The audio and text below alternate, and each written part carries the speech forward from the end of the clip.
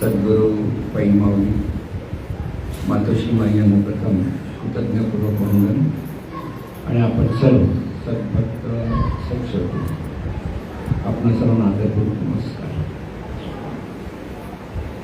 इथं ते करावे देवाचे चिंतन करोनीय मन एकविध असा हा भंग आहे. सरळ अर्थ आहे. आपल्या सर्वांना कळतो की आपलं हित कशात आहे. तर हे देवाचं चिंतन करण्यात आहे. ते कसं केलं पाहिजे. करुणीय मन एकविध, सगळं मन तिथे एकवटलं गेलं पाहिजे. त्या चिंतनात रममाण झालं पाहिजे. दुसरा कोणताही विचार असता कामा नये. आणि असं चिंतन करणं हे आपल्या हिताचं आहे. आता हा जो अर्थ आहे सरळ अर्थ आहे. त्यात खूप काही विचार करायचा असं नाही आहे. पण आपलं हित असं जेव्हा आपण म्हणतो त्यावेळेला आपल्याला प्रपंचाच्या अंगाने अनेक गोष्टी हव्या असतात. म्हणजे आपलं जीवन किंवा आपलं दिवस संपूर्ण आनंदाने जगता आलं पाहिजे. मनाला शांती लाभली पाहिजे. त्याबरोबर सगळं ऐश्वर पाहिजे. त्याबरोबर सर्व लोकांमध्ये राहताना आपल्याला सन्मान हवा. ह्या सगळ्या गोष्टी आपल्याला हव्या असतात. लोकांनी आपलं कौतुक केलेलं आपल्याला आवडतं. अशी जी परिस्थिती आपल्याला येते ती परिस्थिती आपल्याला लाभण्यासाठी काय केलं पाहिजे असा हा प्रश्न. की प्रपंचाच्या अंगाने हित आणि परमार्थाच्या अंगाने हित अशा दोन गोष्टी. प्रपंचाच्या अंगाने हित म्हणताना आपण जशी ही प्रार्थना म्हणतो, मी आपली विश्व प्रार्थना म्हणतो की सर्वांना चांगली बुद्धी दे. प्रपंचाच्या अंगाने हित मागेल की लोकांना चांगली बुद्धी मिळावी, आरोग्य मिळावं. हे प्रपंचाच्या अंगाने हित. सुख मिळावं किंवा सुखसोयी मिळाव्या, मनाचं स्थैर्य मिळावं, ऐश्वर मिळावं. सगळ्यांना पैसे हवेत, वाईट काहीच नाही आहे. आणि सर्व अंगाने आपलं भलं व्हावं, कल्याण व्हावं, रक्षण व्हावं हा साधा अर्थ जेव्हा आपण करून घेत असतो ते आपल्या हितासाठीच घेत असतो. याच्यात आपलं हित आहे. म्हणजे सर्वांचं हित आहे, त्यात आपलं हित आहे. हे प्रपंचाच्या अंगाने हित म्हणतो. पण परमार्थाच्या अंगाने हित कशात आहे. तर परमार्थाच्या अंगाने हित म्हणजे आपल्या ठिकाणी असलेला जो देहभाव आहे तो देहभाव जाऊन तिथे देवभाव निर्माण होण्यात आपले हित आहे. साध्या सोप्या भाषेत देवाने प्रसन्न होणं आपल्यावर तिथे आपले हित आहे. साधा सोपा म्हणून इथे हा जो अभंग आहे की हित ते करावे. आता ते हित आपल्याला हवं असेल तर देवाचं चिंतन करा. कसं करा की सर्व मन एकवटलं पाहिजे. तिथे सगळ्या मनाला तिथे विरंगुळा मिळाला पाहिजे. तिथे दुसरे जर कोणता विचारच येता कामा नये. अशी जेव्हा मनस्थिती असते त्या साधकाचं हित असतं. ते दोन्ही अंगाने, प्रपंचाच्या अंगाने सुद्धा आणि परमार्थाच्या अंगाने. आपण प्रपंचाच्या अंगाने हित म्हणजे आता सर्वसाधारण आपण सगळे जेव्हा प्रार्थना म्हणतो ना, लोक म्हणतात की बऱ्याच वेळा म्हणा, हजार वेळा म्हणा म्हणतात. त्यावेळेला बहुतांशी लोकांच्या मनामध्ये प्रपंचाच्या अंगाने काहीतरी आपल्याला ते मिळावं म्हणून सर्वांसाठी आपण प्रार्थना म्हणतो. आणि त्यामुळे बघा कधी सुखसंवाद आपण ऐकतो.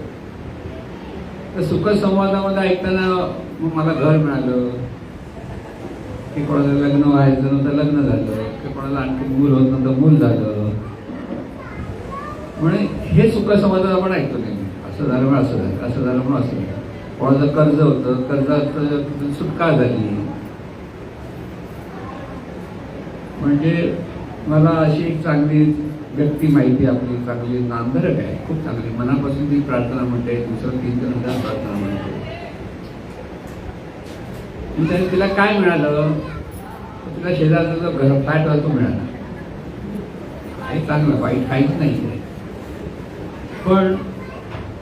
पण इथे सद्गुरूंकडे आपण येऊन हे प्रपंचाच्या तुम्ही शहाणपणे वागलं तर सगळं मिळू शकतं. शिक्षण घेतलं, चांगलं काम केलं, व्यवस्थित काम केलं तर अधिक पैसे कमवू शकता.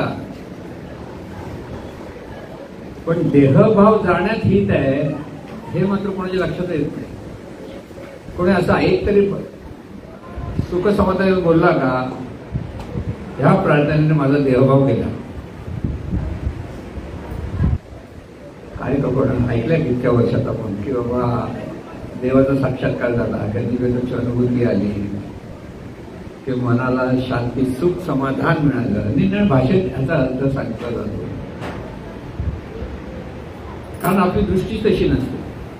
सर्वसाधारण माणसं तिथे दोष म्हणत नाही, आपल्याला नेमकं काय मिळवायचंय, आपलं हित कशात आहे हे सर्वसाधारण माणसाला कळत नाही.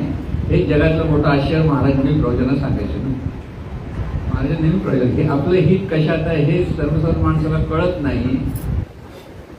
इथेच जगातलं मोठं आश्चर्य आहे. आणि त्याप्रमाणे ते महाभारतातली गोष्ट सांगायची की 5 पांडव ज्यावेळेला तहान लागली आणि ते त्याला पाणी आणायला पहिला छोटा गेला, सहदेव गेला, तर त्याने यक्ष भेटला, त्यामुळे हात लावायचा नाही पाण्याला अजिबात, किंवा पाण्याला स्पर्श केला तरी मरून पडशील.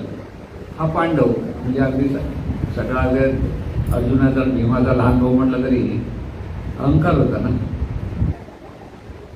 तू काय करणार म्हणून काय आलं पाणी पडलं. दुसरा आला त्याने तसंच केलं, तिसरा आला तसंच केलं. म्हणजे युधिष्ठिर, भीम, अर्जुन, नकुल आणि सहदेव ते चौघही येऊन मरून पडले. शेवटी चारी एक नाही म्हणून बिचारा युधिष्ठिर जाऊन बघायला ते चौघ पडलेले आहेत. आणि त्यावेळेला तो परत विचार करणार, तहानलेले होते, किती झाले माणसाला तहानलं की आधी आपण पाणी पिऊया असं वाटतं ना. तर त्याने परत यक्ष म्हणाला, जर स्पर्श करशील तर तुझे 4 भाऊ पडले असं तू पण पडशील. तर त्याने भाऊ म्हटलं विचार प्रश्न. तर त्याने तो प्रश्न जो अनेक प्रश्न विचारले महाभारतामध्ये तरी की सर्वात माणसाचं हित कशात आहे. तेव्हा त्यांनी उत्तर दिलं की आपल्यासमोर मृत्यू येऊन पडलेली माणसं पाहिले तर मी मरणार असं माणसाला वाटत नाही. हे आश्चर्य, हित म्हणजे ते आश्चर्य कशात आहे असा जो प्रश्न. तो आश्चर्य कशात आहे त्यावेळेस महाराज हे म्हणायचे, अरे आश्चर्य तो खरंच बोलला का? कोणाला वाटत नाही आपण मरणार, कोणाला वाटतं आपण मरणार असं वाटतं का? मेलो तरी परत पुढचा जन्म घेणार असं जे वाटतं ते हे जगातलं सर्वात मोठं आश्चर्य नाही. तर ते खरं आहे, तो बोलतो खरं आहे. म्हणून धर्म म्हणतो ते आश्चर्य नाही, ती नॉर्मल गोष्ट आहे. तर यक्षाला काही कळलं नाही असं जीवन त्या म्हणतोय. इथे हे जसं आश्चर्य आहे की आपण सगळेजण अमर आहोत, पण हे अमरत्व आपल्याला कळत नाही. आणि ते कळून घेण्यात हित आहे. हे हित आपल्याला कळलं पाहिजे की आपलं जीवन हे परमेश्वराचं आहे आणि हा परमेश्वरी शक्तीचं जीवन आहे. त्या परमेश्वराच्या स्मरणातून, अनुसंधानातून आपल्याला जीवन जगता आलं पाहिजे. आणि हे जर आपण जीवन जगायला तर सर्वात मोठं प्रत्येक माणसाचं हित आहे. आणि त्यासाठी आपल्याला नामस्मरण केलं पाहिजे, त्यासाठी आपल्याला ध्यानधारणा करायला हवी, साधना करायला हवं आहे. आता महाराजांनी म्हणे साधना देताना काय म्हणायचं, पुस्तकात लिहिलं ना की प्रत्यक्ष देव दाखवतो, सांगतात का? बऱ्याच लोकांना साधना दिली, कोणाला प्रत्यक्ष देव भेटला कारण तो कळला नाही. प्रश्न महाराज म्हणजे आम्हाला परमेश्वर का दिसत नाही, कारण तुम्ही पाहत नाही म्हणून दिसत नाही, हे त्यांचं उत्तर आहे. म्हणजे महाराजांनी 1952 पासून आपल्याला जे एवढी प्रबोधनं केलेली आहेत, एवढं सगळं समजावून सांगितलं आहे, तरी आपल्या डोक्यात हा प्रकाश पडत नाही की आपलं हित कशात आहे. प्रपंचाच्या अंगाने आपल्याला चांगल्या गोष्टी सगळ्या हव्यात, हे बाहेर काही नाही, तसं असायला हवं, सगळं मिळायला हवं. किंवा जीवनविद्या काय सांगते, सगळं हवं, काही सोडायचं नाही. आपल्याला सोडा नको, आपल्याला काय पाहिजे, लेवल पाहिजे. पण जोडान पण लेवल पाहिजे, इथे पण भलता असतं. इथे आपल्याला नेमकं जीवनाचं रहस्य कळलं पाहिजे. हे सर्वात मोठं इथे आपण जन्माला जे आलेलो आहोत आणि आपण जे जीवन जगतो आहोत ते कशासाठी जगतो आहोत.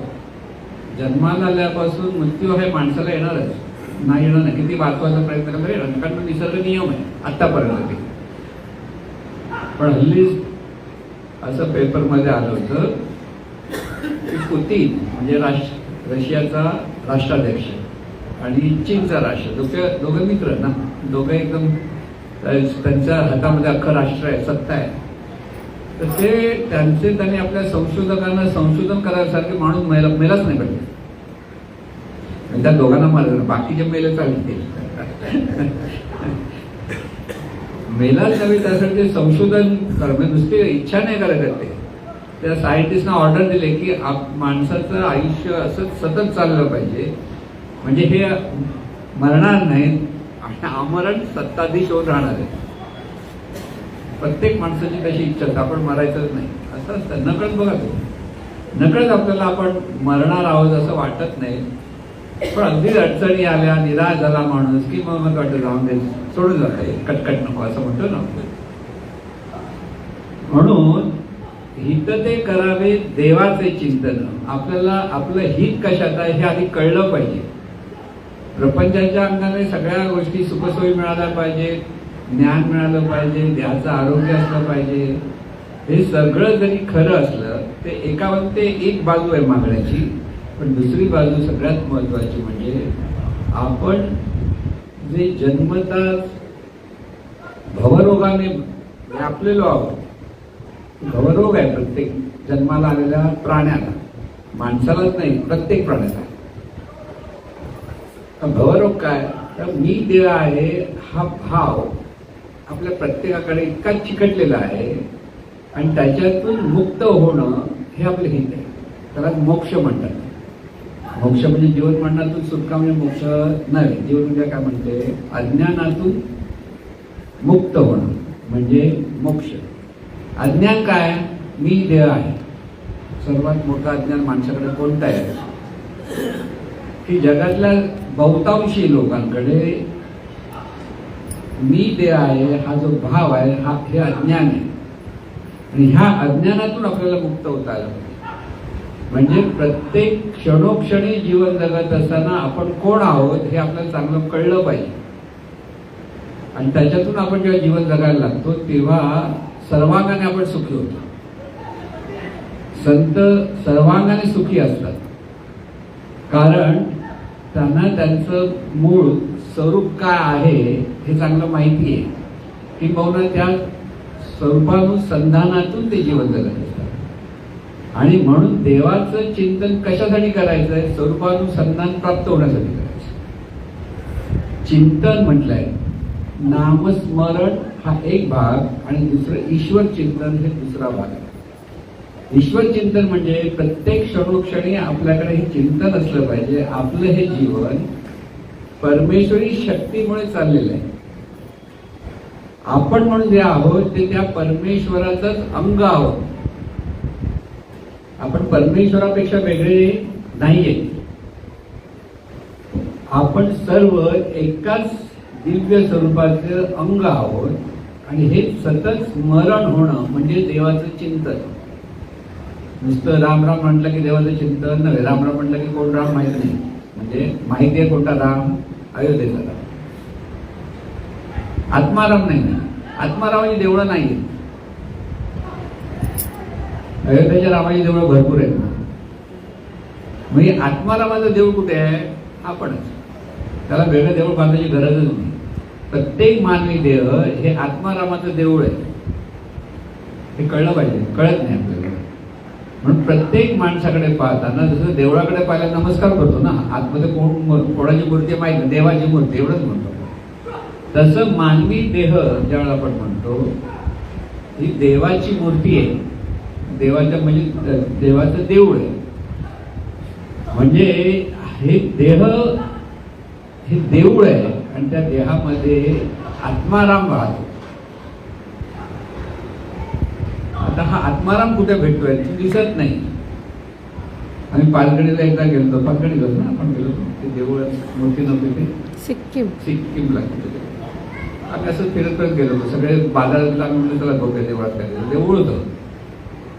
सगळेजण रामायणाची पुस्तकं ठेवलेली होती आणि जो येईल तो रामायणाचं पुस्तक वाचत, पण मूर्तीच नव्हती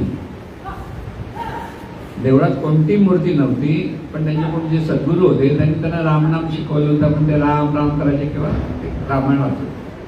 आश्चर्य होतं, म्हणजे तिथे खरोखर मूर्ती नव्हती रामाची, पण रामनाम मात्र घेतलं जात होतं. कारण तो राम कोण हे त्यांना कधी सांगितलेलं असलं पाहिजे.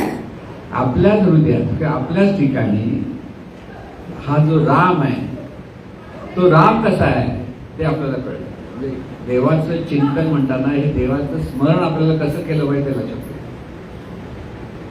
म्हणून आपलं शरीर हे दिव्यत्वातून निर्माण झालं. प्रत्येकाचं शरीर असं काय नाही, फक्त संतांचं आणि सर्वसार माणसाचं असं नाही. प्रत्येक शरीर जी निर्मिती आहे शरीराची ही चैतन्य स्वरूपातूनच निर्माण झाली. आणि त्या शरीराच्या ठिकाणी जे जाणणे पण चालू होतं, म्हणजे आपण जाणत असतो सतत, हे जे जाणणे पण चालू आहे, हे जाणणारं तत्व ते आहे ते राम आहे. म्हणजे हृदयात राम म्हटलं तरी ते गोंधळ आहे. कारण हा राम जोपर्यंत ह्या देवळात आहे तोपर्यंत हे देऊ, हा आत्माराम बाजूला झाला की देऊळ उरत नाही. या देवळाचे होते माती. मग किती देहाचा अभिमान असला तरी, किती सुंदर देह आहे, असा देह आहे, तसा देह आहे असं पण म्हणतं ना. पण कुठपर्यंत, जोपर्यंत हे जाणणारं तत्व, त्या जाणणाऱ्या तत्वालाच आत्माराम म्हटलंय, त्यालाच ब्रह्म म्हटलंय, त्यालाच ईश्वर म्हटलंय. म्हणजे सगळी नावं जी दिली गेली आहेत ती मी म्हणून हे जे जाणणं पण आपल्याकडे आहे त्या जाणण्यापणाकडे आपल्याला लक्ष आलं पाहिजे, लक्ष देता आलं पाहिजे. जाणणारं तत्व जे आहे ते अर्जुनपण न घेता उठतसे तत्वता. म्हणजे त्याच्यातून जे तत्व जे प्रगट होत आहे, मी म्हणताय ते मी, ते आत्मतत्व, तेच त्याला आपण सोप्या भाषेत जाणीव म्हणतो. म्हणजे जीवनविद्या त्याला जाणीव असं म्हणतो. आणि परमेश्वराचं जे वर्णन केलेलं आहे की परमेश्वर म्हणजे काय, आनंद हे त्याचे स्वरूप, जाणीव हे त्याचे रूप आणि शक्ती हा त्याचा गाभा, असं वर्णन केलं. ते जाणीव रूप जे परमेश्वराचं आहे ते जाणीव रूप आपण आहोत. चिंतन करा, चिंतन केलं तुम्हाला लक्षात येईल. तर ही जाणीव म्हणजेच परमेश्वराचं रूप आहे. म्हणजे प्रत्येकाच्या ठिकाणी ही जी जाणीव आहे ही जाणीव परमेश्वराचं रूप आहे. परमेश्वर जाणीव रूपाने प्रगट झाला, जाणीव रूपाने देहाच्या द्वारे तो प्रगट झाला. जाणीव रूप आपण जे म्हणतो आहोत ही जाणीव ह्या देहातून कार्यरत असते. ह्या देहामुळे ती जाणीवपूर्वक जाणते. ज्या देह बाजूला होतं त्यावर ती नेहमी स्वरूप होऊन राहते. ह्या जाणीवेला मरण नाही. महाराज म्हणाले ना की आपल्याला वाटतं आपण मरणार नाही, ते खरं आहे. खरोखर आपण मरणार नाही, चिंता काय काळजी करत नाही की हे मरणार नाही. तर कोण मरणार नाही, तर ही जाणीव मरणार नाही कधीच. की आज ह्या देहातून कार्यरत आहे, काही काळाने हा देह सोडावा लागणार, ते सुटणार काही कारणाशी. म्हणून जन्म आणि मृत्यू ही व्यवस्था आहे. तिथे पाप आणि पुण्याचा काही संबंध येत नाही. मूल जन्माला आलं ही व्यवस्था आहे. पुण्य अवगमन झालं असं नाही. जन्माला येताना एखादं मूल आजारपणाने जन्माला आलं, ती जी अवस्था आहे ती त्याच्या कर्माचं फळ आहे. पण जन्माला येणं ही त्याची ही व्यवस्था आहे. मृत्यू सुद्धा ही व्यवस्था आहे. येणार मृत्यू. किती माणसाने किती प्रयत्न केले तरी आतापर्यंत असा एकही माणूस नाही सांगायला उभा जरी 7 चिरंजीव आपल्याला सांगितले जातात, हनुमान वगैरे 7 चिरंजीव, पण अजून हनुमान तरी आपल्याला दिसलेला नाही, पण दिसतो माहिती. अश्वत्थामा पाहिला म्हणून लोक बरेच म्हणतात नर्मदा फेरी करायला की कोणतरी येतो भिक्षा मागायला, तो अश्वत्थामा होता ही कल्पना करतात आणि अश्वत्थामा आहे म्हणतात. आतापर्यंत कोणी 7 चिरंजीव जरी म्हटले तरी तसा चिरंजीव तुमच्यासमोर उभा राहिलेला नाही, ते कुठे दिसलेला नाही. म्हणून जन्म आणि मृत्यू ही एक व्यवस्था आहे जीवनाची. म्हणजे ती एवढ्यासाठी आहे की एक देह सोडून दुसरा देह धारण करणं आणि दुसऱ्या देहातून परत जीवन प्रवास चालू करणं आणि त्याच्यात परत ज्ञान गोळा करणं. एक लक्षात घ्या, जाणतो आपण म्हणजे काय करतो, आतापर्यंत आपण निरनिराळ्या प्रकारचं ज्ञान आत्मसात करायचा प्रयत्न करतो. सद्गुरू भेटणं हे आपलं शुभ प्रारब्ध आहे. आता काही लोकांना सद्गुरूंची आस असते, आपल्याला सद्गुरू भेटावा असे काही लोक लहानपणा ऐकतात म्हणून करतात. सद्गुरू म्हणजे ते जास्त कळलं नाही तरी, पण काही लोकांना माहिती पण नसतं, पण त्यांनी सद्गुरू त्यांना भेटले, त्यांच्या सद्गुरूचं ते ज्ञान मिळतं, ते त्यांचं शुभ प्रारब्ध आहे. आणि त्यामुळे सद्गुरूंच्या मार्गदर्शन आपल्याला मिळणं, सद्गुरूंचं ज्ञान मिळणं हे आपलं शुभ प्रारब्ध आहे एका बाजूने. पण त्या परिस्थितीचा, त्या ज्ञानाचा उपयोग आपण करून घेणं हे आपलं सत्कर्म आहे. लक्षात घ्या काय म्हणतात, म्हणजे चिंतन म्हणताना आपले चिंतन कसं असलं पाहिजे, सगळं सतत जीवनाकडे पाहताना हे शरीर दिव्य स्वरूप आहे. ह्या शरीरातून जाणणारं तत्व म्हणजे ज्याला आपण जाणीव म्हणतो, जीवनविद्या जाणीव हा शब्द त्याला वापरतो. जाणीव याचा अर्थ जीवन जाणणारं तत्व, त्यालाच परमार्थामध्ये आत्मतत्व म्हणतात. म्हणून आत्मा सर्वत्र आहे, प्रत्येक ठिकाणचा आत्मा आहे असं जे म्हटलं जातं, ते जाणणाऱ्या तत्वाला ते म्हटलं आहे. आपल्या अवतीभोवती सुद्धा ही परमेश्वरी शक्ती आहे आणि ह्या शरीरातून सुद्धा परमेश्वरी शक्ती कार्यरत आहे. म्हणून शरीराच्या अपेक्षेत तो परमेश्वर ईश्वर आहे. जीवनविद्या काय सांगतात ते सांगतोय, इतर ठिकाणी सांगितले जीवनविद्या सांगते. ईश्वर म्हणजे काय, प्रत्येक देहातून ही जाणीव कार्यरत आहे, ती ईश्वरी शक्ती आहे. आणि विश्वाच्या अपेक्षेत ती चैतन्य शक्ती परमेश्वर आहे, म्हणजे व्यापक असलेली शक्ती. आपल्या अवतीभोवती ही चैतन्य शक्ती आहे, दिसली नाही तर ती आहेच. ज्या शक्तीमध्ये आपण म्हणजे हा देह आहे तोही चैतन्य शक्तीचाच आहे, एक वेगळ्या रूपाचा आहे एवढंच. आणि त्या देहातून परत ती चैतन्य शक्ती जाणते. म्हणजे हे जे जाणणारं तत्व आहे, हे जाणणारं तत्व ते आपण आहोत. पण त्याचा आणि आपल्या अवतीभोवती असलेल्या परमेश्वरी शक्तीचा म्हणजे चैतन्य शक्तीचा संबंध आहे. म्हणजे जसं अंटार्क्टिकामध्ये समुद्राचं पाणी भरपूर आहे, पण त्यात हिमाचे हिमनग भरपूर आहे, अनेक बर्फाचे तुकडे आहेत. सगळे तुकडे कोणाचे आहेत, पाण्याचे. दिसायला वेगळे वेगळे दिसतात बर्फाचे तुकडे. तसं आपण सगळे चैतन्य स्वरूपात आहोत, चैतन्य स्वरूपाच्या सागरात आहोत. आपल्या अवतीभोवती हा चैतन्य स्वरूपाचा सागर आहे. म्हणजे काय, परमेश्वर आपल्या बरोबर आहे. संत म्हणतात ना, जेथे जातो तिथे तो माझा सांगत. फक्त संतांसाठी आपल्यासाठी पण तो सांगत आहे, पण आपल्याला कळत नाही, त्यांना कळतं. हाच तो फरक आहे. आणि म्हणून सर्वत्र हे चैतन्य स्वरूप आहे आणि मी म्हणणारं तत्व आहे तेही सुद्धा चैतन्य स्वरूपच आहे, दिव्यच आहे. म्हणजे तुम्ही प्रत्येक जण देव आहात असं म्हटलं तरी 100% खरं आहे. फक्त या देवाला कळत नाही मी देव आहे. आणि ते कळण्यासाठी देवाचं चिंतन केलं. जे हित ते करावे देवाचे चिंतन असं जे म्हणतो आपण, की हे कळलं पाहिजे. हे कळण्यासाठी सद्गुरूंकडे आपण आलो.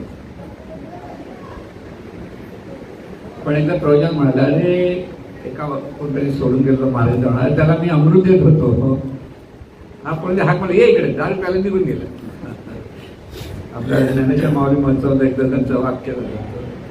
म्हणजे सद्गुरू आपल्याला हे ज्ञान देण्याचा प्रयत्न करत असतात, पण इथेच आपल्याला ते कळत नाही. हे आपलं अशी प्रारब्धच आहे बघायला. अशी प्रारब्ध एवढं तोंडात घालतायत, पण आपल्याला ते आत्मसात होत नाही, इथे आपलं अकल्याण आहे. मग ते कल्याण आपलं कसलं असलं पाहिजे की हे आपल्याला समजून घेता आलं पाहिजे की मी म्हणणारं तत्व जे आहे तेच ईश्वर आहे आणि ते सतत स्मरणात ठेवलं पाहिजे.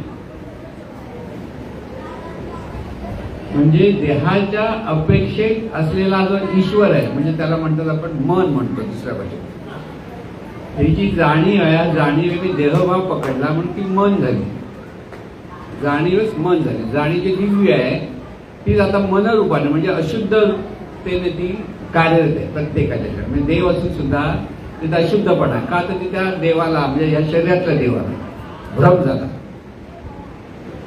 भ्रम झाला म्हणजे डोकं फिरलं, विसरला काय की आपण आपल्याकडे हे देवत्व आहे की चैतन्य स्वरूपच आपण आहोत याचा विसर पडला आहे आणि त्या विसरातून भ्रम झाला.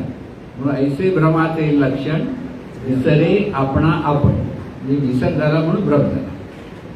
भ्रम झाला म्हणजे थांबला नाही, त्याच्यातून परत कल्पना केली. कल्पना काय केली, मी देह आहे.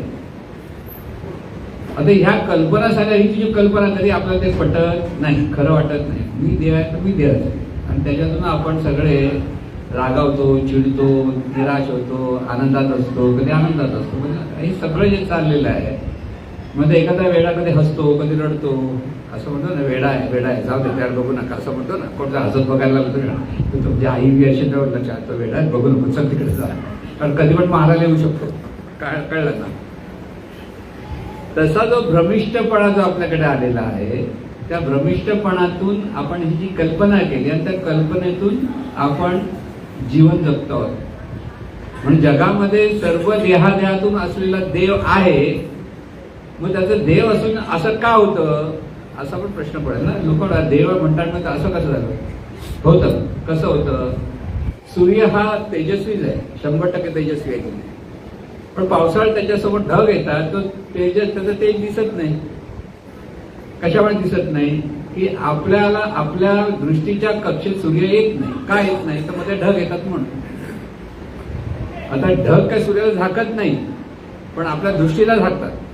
दृष्टीच्या समोर तुम्हाला कुठे तर नुसतं एवढे कागद ठेवला समोर दिसणार नाही तुम्हाला. जोपर्यंत ढग आहे तोपर्यंत सूर्याचं तेज कळत नाही आणि ढग बाजूला गेले की सूर्य तसं तळवतो हे कळतं. तसंच आपल्या ठिकाणी असलेला आत्मसूर्य सतत तेजस्वीच आहे, पण कल्पनाचे ढग आले. मी देह ही कल्पना जी आपण केली त्या कल्पनेचे ढग जे आपल्याकडे आले आणि त्या कल्पनेतून आपण साधा सुद्धा कोणतरी प्राणी हे समजतो. मग आपण आपल्या आधारासाठी कोणाबरोबर राहण्याचा प्रयत्न करतो, हवं नको मिळवण्यासाठी त्या पद्धतीने प्रयत्न करतो, रागावतो, चिडतो, दुःखी होतो. याच्यात आपलं जीवन जातं. मग किती वेळा जन्म यावे, किती वेळ व्हावे फलित. प्रवचन महाराज बऱ्याच वेळा म्हणत, आपल्या वाटायला तुकाराम महाराज आपल्याला सांगत होते. म्हणून प्रवचन ऐकताना ते माझ्यासाठी आपण ऐकायचं, तुझ्यासाठी पण नाही ऐकायचं. मग मला ते पण माका नाही तुका असं लोकांना वाटतं. अरे माकाच असतं ते, तुका नाही ना. म्हणजे प्रवचन पण कसं ऐकलं पाहिजे संतांचं, ते माझ्यासाठी आहे. माझं याच्यातून मला काय शिकता येत आहे, मला काय बोध मिळतंय. कारण लोक वेडे आहेत तर आपण परत समजा हे लोकांसाठी, माझ्यासाठी नाही, हे आपल्यासाठी पण असतं. प्रत्येक माणूस वेडा आहे. जोपर्यंत हे आत्मज्ञान मिळत नाही तोपर्यंत आपण सगळे वेडे आहोत. आता वेड्याला आपण वेड्यात कळलं तर काय फरक पडतो का, काही फरक पडत नाही. वेड्याला तू वेडा आहेस, तो हसेल लागला, तो आपल्याला वेडा समजेल, तू वेडा, तुला काही समजत नाही म्हणे. पण त्यासाठी सद्गुरूंचा कृपाशीर्वाद असावा लागतो आणि त्यासाठी चिंतन ही साधना आहे. नामस्मरण ही जशी साधना आहे तसं ईश्वर चिंतन म्हणजे ईश्वर कसं आहे म्हणजे प्रत्येक क्षणोक्षणी तुम्ही लक्षात घ्या, आपलं जीवन परमेश्वरामुळे चाललंय. म्हणजे ही अनंत स्वरूप परमेश्वरी शक्ती आहे आणि देहातून ती शक्ती तिचा केवढूसा आकार, अनंतासमोर आपण केवढूशी आहोत. म्हणजे हे जे एवढूशी आपण आहोत त्याच्यात आपलं हित कशात आहे, त्या अनंताशी एकरूप होण्यात आहे की अनंतापासून वेगळं राहण्यात आलं हित आहे. अनंत स्वरूपाशी एकरूप होण्यात हित आहे. लाटेचं हित कशात आहे? समुद्राशी एकरूप होण्यात आहे. म्हणून सांडुनी मीठपणाचा लोभू, मिठे घेतला सिंधुत्वाचा लाभू, तैसा मी शंभू शांभवी झालो. सुंदर. ही मीठ आहे, मीठ. सिंधू म्हणजे सागर. सांडुनी मीठपणाचा लोभ, मीठ आहे मीठ आहे मीठ आहे, पण मीठ बसलं तर तो लोभ आहे त्याने सोडला आणि समुद्रात उडी मारली. सांडुनी मीठपणाचा लोभ, मिठे घेतला सिंधुत्वाचा लाभ. सिंधुत्वाचा लाभ घेतला, लोभ सोड आणि लाभ घे. तैसा मी शंभू शांभवी झालो. म्हणजे जो शंभू होता, आता हा शंभू कोण आणि शांभवी कोण? जो मीपणाचं मागत होतं शंभू, पण शंभू म्हणतो ना आपण. तैसा मी शंभू शांभवी झालो म्हणजे त्या चैतन्य स्वरूपाशी एकरूप होऊन चैतन्य स्वरूप होऊन गेलो. नदी जेव्हा समुद्रात येते तर नदीत गोड पाणी आहे, समुद्राचं खारट पाणी आहे, समुद्र अथांग आहे. पण जेव्हा ती जवळ येते त्यात पुढे मागे पाणी होतं, त्याचं जाऊ की नको असं होतं. पण जेव्हा ती जाते तेव्हा ती उरत नाही, मग ती काय होते? समुद्र होऊन जाते. तसं आपण आपला हा देहभाव आहे, हा मिठपणा आहे आपला, आणि हा देहभाव सोडायचा असतो पण सुटणार नाही. सोडता येत नाही. सोडायचा मग असा बाजूला काढला तर देहभाव सुटला असं नाही होत. मग ते काय केलं पाहिजे? आपण सिंधुत्वाचा लाभ घेतला पाहिजे. आपण देवाचे आहोत हे स्मरण असलं पाहिजे. इथं ते करावे देवाच्या चिंतनामध्ये. हे लक्षात ठेवा, हे एवढं मोठं रहस्य आहे. नुसतं देवाचं चिंतन केलं की झालं नाही. आपण आपलं जीवन हे सगळं परमेश्वराचं आहे. परमेश्वर म्हणजे हा अनंत स्वरूपाचं जीवन आहे, आणि त्या अनंत स्वरूपाचं जीवन आहे म्हणून जेव्हा तुम्ही जीवन जगायला लागता तसं लाट किंवा मीठ समुद्र होऊन जातं. तसं मी अमुक आहे तो चैतन्य स्वरूप होत होतो, आणि म्हणून तो चैतन्य स्वरूप होण्यात हित आहे आपलं. मी अमुक आहे, मी तसं आहे, माझं नाव झालं पाहिजे, माझी कीर्ती झाली पाहिजे, माझ्या मागे लोकांनी नाव घेतलं पाहिजे असं वाटतं ना. रस्त्यावर नावं दिलेली असतात. कोण आहे ओळखतो का आपण? असतात विचार, पण असेल ते असेल. पण ते नाव द्या, सरकारचं ब्रिज बांधले की लगेच पॉलिटिक्स आपले पार्ट्या सगळ्या अमक्याचं नाव द्या, तमक्याचं नाव द्या, तमक्याचं नाव द्या सांगतात. किती जरी नावं दिली तरी जाणाऱ्या येणार जाणं माणसाला कधी नमस्कार होत आहे तुझ्यामुळे बाबा, तुझं कृतज्ञ नमस्कार केलं ते नाव ऐकून असं झालंय का? माहितीच नाही आपल्याला. लक्ष्मीबाई चौक म्हणतो आपण, बरीच नाव आहे. कृतज्ञतेने एकदा तरी आता लक्ष्मीबाई तरी माहिती आहे आपल्याला, झालीची राणी. हा नाही तर माहितीचं ते पण सांगतो काय पडायला. लक्ष्मीबाई म्हणजे पुढून कोण लक्ष्मीबाई असा प्रश्न विचारू शकतो.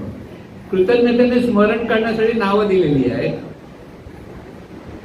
आपलं पण नाव दिलं पाहिजे असं वाटतं ना आपल्याला, अरे आपलं नाव दिलं. पण त्याला काही अर्थ नसतो. आपण जिवंत असताना आपण ह्या परमेश्वरी शक्तीशी एकरूप होण्यात आपलं हित आहे. तिथे जे आपण एवढीशी आहोत ते चैतन्य स्वरूपा एवढे होतो. म्हणजे जे अगदी सीमित आहोत ते असीम होऊन जातं. मन सगळं मोकळं होतं. म्हणून विश्वाला व्यापून असलेलं चैतन्य स्वरूप त्याला विश्वमन म्हणतात. अर्थ समजून घ्या कसं आहे. आणि आपल्या देहात असलेलं मन हे देहापुरती असलेलं मन, म्हणजे मी देहापुरती मी आहे असं सगळा जो भाव आहे त्याला मन म्हणतो आपण. ह्या मनाने त्या मनामध्ये एकरूप व्हायला पाहिजे. तर ते आपण एकरूप होतो त्यावेळेला खरं आपण आपली सगळी सुख दुःख निघून जातात. कारण जोपर्यंत मन आहे म्हणजे देह मी म्हणतो तर देहाची सगळी सुख दुःख आपल्याला मिळत असतात. पण तेच मन ह्या विश्वमनाशी एकरूप होतं. आणि विश्वमन म्हणजे हीच परमेश्वरी शक्ती म्हणजे सर्वांचं जीवन चालू आहे.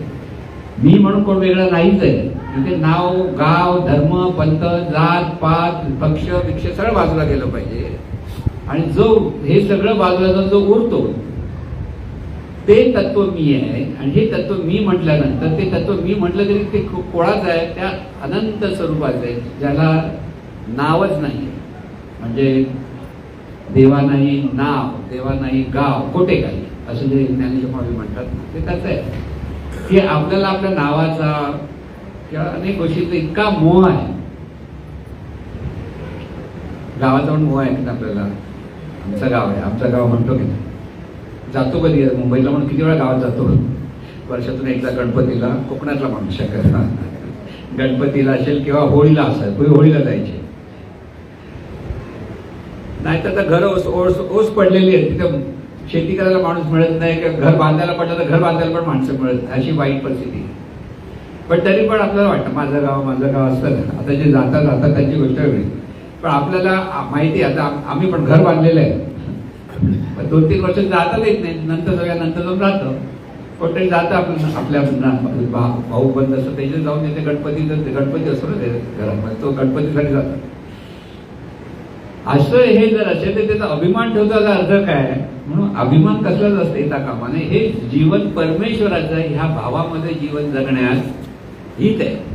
म्हणजे पारमार्थिक हित कशात आहे हे मी म्हणतो. ही जे पारमार्थिक हित आहे म्हणजे आपलं प्रत्येक पाहणं, ऐकणं, गंध जाणणं, स्पर्श जाणणं, स्वाद जाणणं हे कोणाचं आहे हा प्रश्न आपल्याला विचारतात.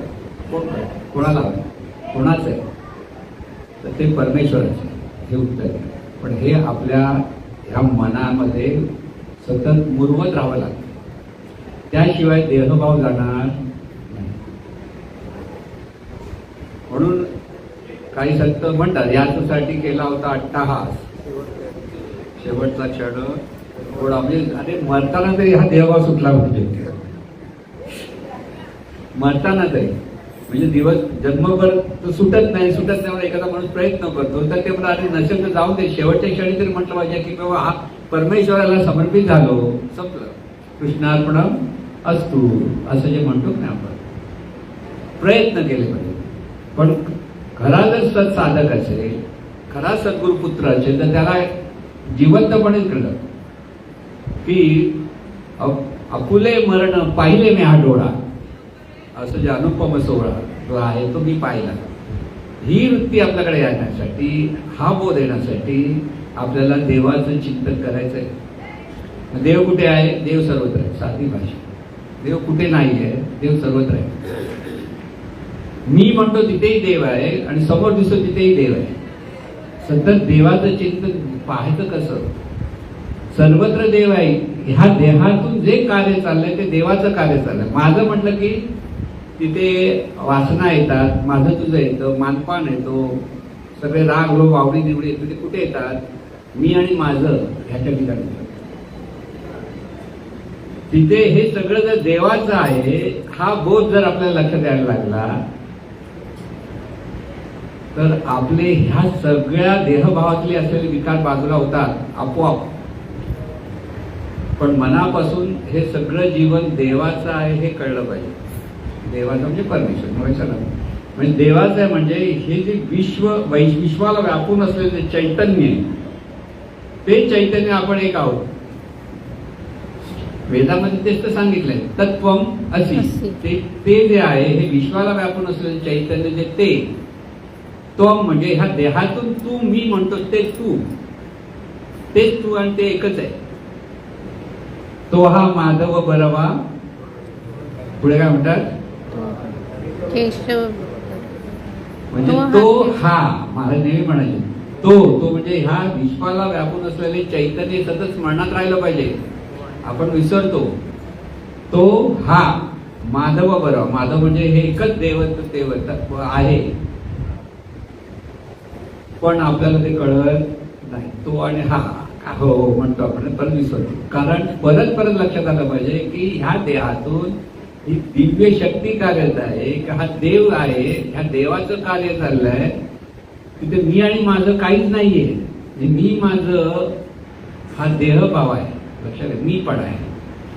हा मीपणा सुटला पाहिजे. हा मीपणा सुटला तर सगळं जीवनामध्ये शांती, सुख, समाधान प्राप्त होते. सर्व अंगाने संत सुखी असतात. आपल्याला बाहेरच्या अंगाने वाटतं. आता काही संतांना आजार पडले, आपण म्हणतो अरे संतांना आजार होतो, देहाला आजार होतो, संतांना आजार होत नाही. त्या जाणीवेला कसलाच आजार नसतो, देहाला आहे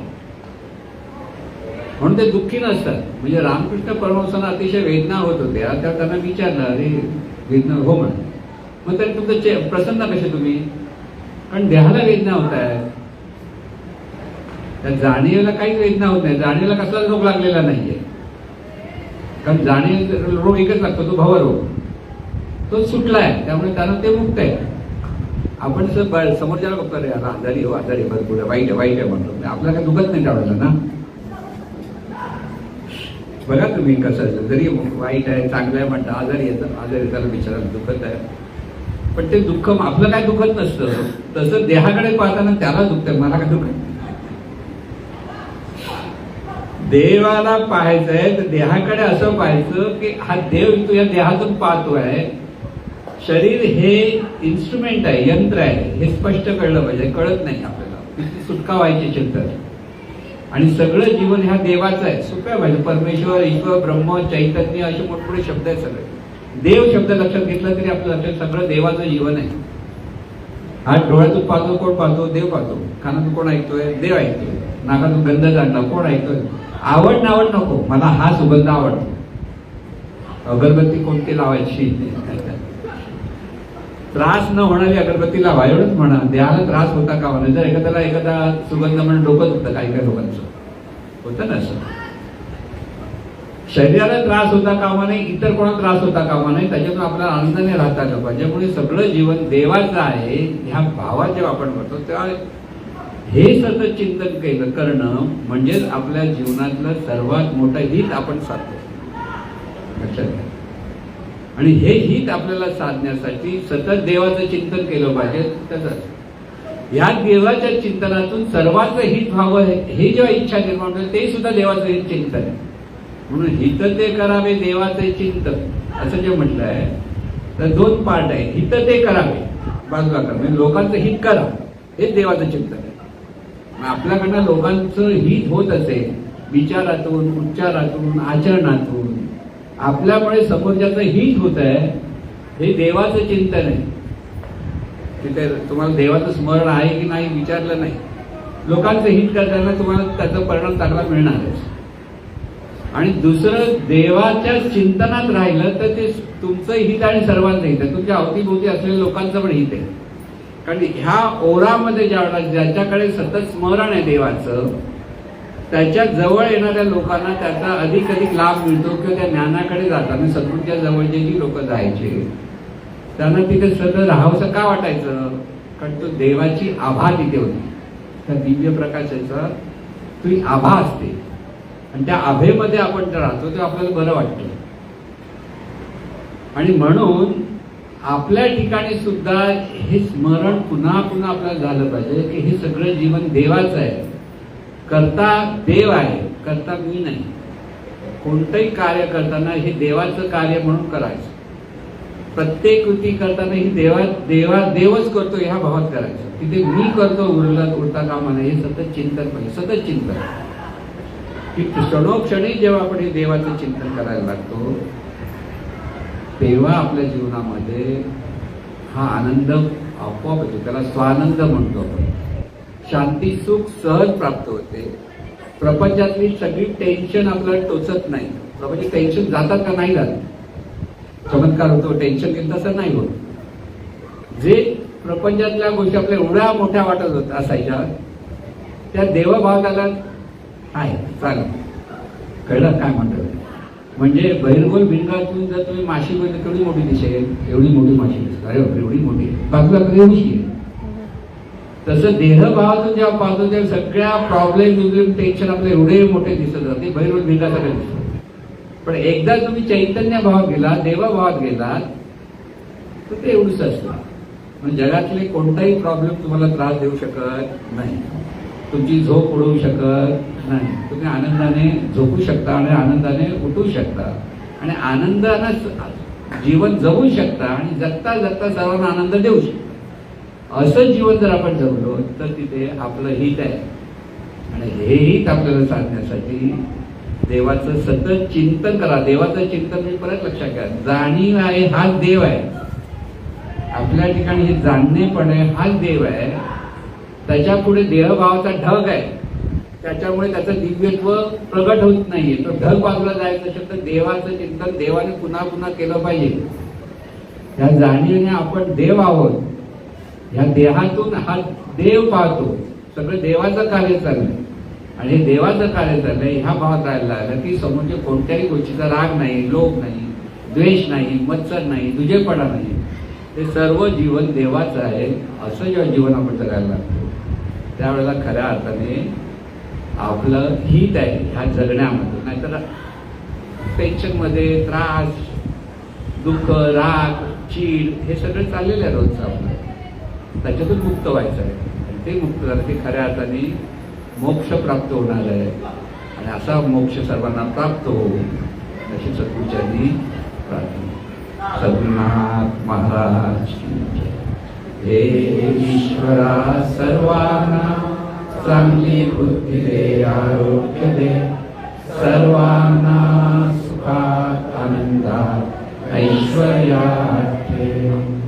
सर्वांचं भलं कर, कल्याण कर, रक्षण कर आणि तुझे गोड नाम मुखात खंड राहू दे.